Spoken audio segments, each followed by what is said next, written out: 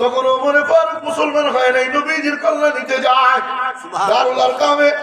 নবীজি হাত তুলে দোয়া করে, মালিক আবু জেহেল অথবা ওমর দুইটার একটা আমারে দিয়ে দাও রে মাওলা।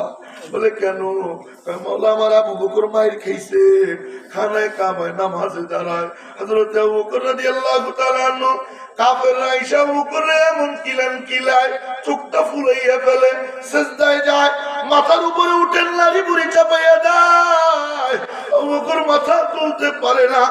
আবু বকর রাদিয়াল্লাহু তাআলা আনহুর মা আয়েশা ওই নারী বুড়ি সরায়, মায়ের হাতে ছিল দুধের পেয়ালা, ডাক দিয়ে কয় বাজান মেলা মায়ের খেয়েছিস, অনেক ক্লান্ত, একটু দুধ খাইয়া নে। কয় মা কি বলো?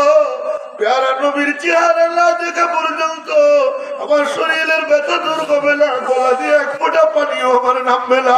চলো নবীজির কাছে যাব। মা ডাক দিয়ে কয় আরে ভাইয়া, যার জন্য মায়ের খাস তার নাম আবার নিষ্ঠুর লজ্জা স্বরূপ কিছু নাই। ও মেয়ের মোহতারাম ভাইও, সাহাবা একরাম এত মায়ের খাইতো, তবুও নবীজিরে তারা ছাড়তো না, আল্লাহরে তারা ছাড়তো না।